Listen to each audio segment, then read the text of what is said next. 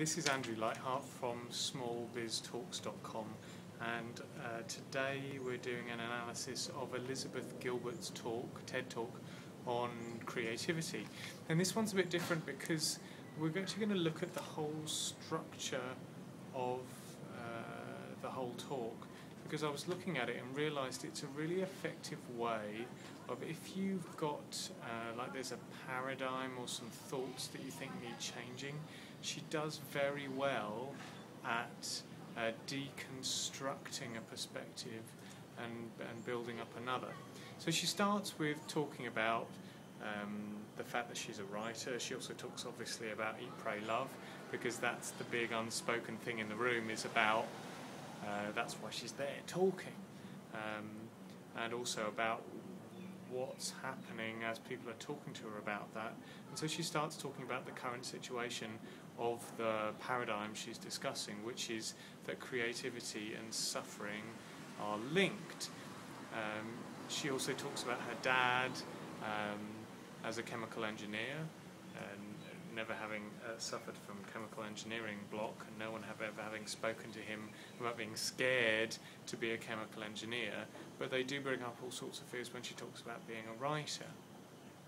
And then she continues with talking about Norman Mailer saying that a part of him died with every book, and how we just don't blink an eye when we talk about a creative person discussing suffering, connecting with their art. And then she states her question, which is, are we cool with that? Are we okay with that? And makes it more urgent by talking about her current example, which is, she's got 40 years of creative life ahead of her, and it's quite possible that her best work is behind her, and how she might be able to deal with that without drinking gin. And then she starts talking about, she goes back in time to ancient Greece and ancient Rome, where there's the distinction between having a genius and being a genius, and the fact that being a genius didn't arrive until the Renaissance. And she draws some real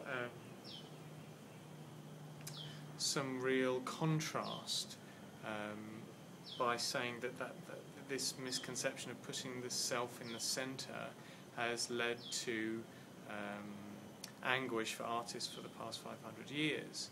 And then she starts talking about the ramifications of, the modern ramifications of thinking about there being a genius. And she talks about, just get her name right, Ruth Stone, the poet, and her experience of the poem coming across her, and also then about Tom Waits, and how he started to deal with that experience. Then she ends with quite an inspiring example of the North African dancers and the tale that's passed, and the sound of Allah, Allah, Allah, ole, ole, ole, and then brings it down to a practical example of how that might work. Now, I was incredibly moved by this session, but I want you to notice the structure of what she does and how you might be able to use a similar structure. So the first thing she does is she deals with the elephant in the room, which is the book. So number one, deal with the big thought that's going on in people's minds. Then move on to discuss the current situation. So she talks about all the different examples of how people ask her about how she's scared. You might also want to do what she did, which is to put in a ridiculous example, a different perspective that shows that the current thinking is a little bit strange, which is the example of her dad, chemical engineering. And then she gives some more examples of the current situation until she's really made the case to go, this is how it is right now. Then you state your theme. You go, okay, this is the question that I'm asking of us today. Then she makes it urgent by talking about her own experience, so you might want to show why the question you're asking is relevant right now. And then she begins to change our thoughts about it gently by going way back in time, so she draws examples from other cultures. So you might want to find either a time when this idea started, because sometimes we forget that an idea has even had a start point, and talk about what it was like before this idea came about. Or maybe you might want to find other cultures or other situations where the concept isn't held so strongly, and maybe there's an alternative. Then she brings it into, gives us a vivid example of the poet, and so we're beginning to see how not only was that idea of having a genius current in ancient times, but it's also current now, but with an old poet. And then she talks about Tom Waits, who's who's quite modern, and then she talks about herself. So she's going, okay, so this is another possibility. Do you see how it works? Do you see how it works? Do you see how it works coming up into the present time?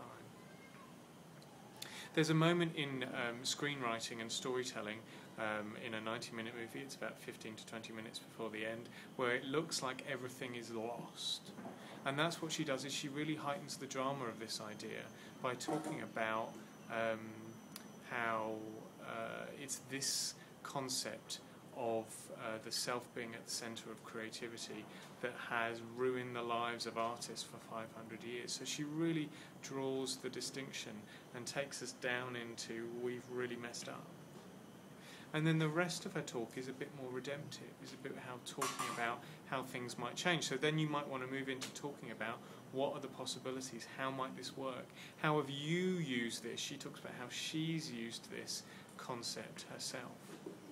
And then just like Jill Bolte Taylor, who we looked at before, she then raises the stakes to something a lot more universal, and she actually talks about spirituality and God, and how this relates to this really vivid example of the North African dances. And then she brings it to something very practical. So that kind of arc as she's talking, current situation, the question, the alternative, and then how it might be applied, can really help if you want to change people's minds. On a really practical note, the other thing that I notice is I suspect some of the stuff in the middle is just bullet points in her head, but she learned word for word, my guess, she learned word for word the beginning and the ending.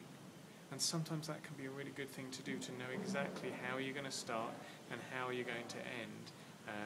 Can mean that you can make those strong both ways. So go and watch it. I think it's just a beautiful talk about creativity. Another one that made me cry a lot. And I hope you enjoy seeing that there are some things from that you can take and use in your own sessions. So this is Andrew Lightheart from smallbiztalks.com, and I'll see you next time.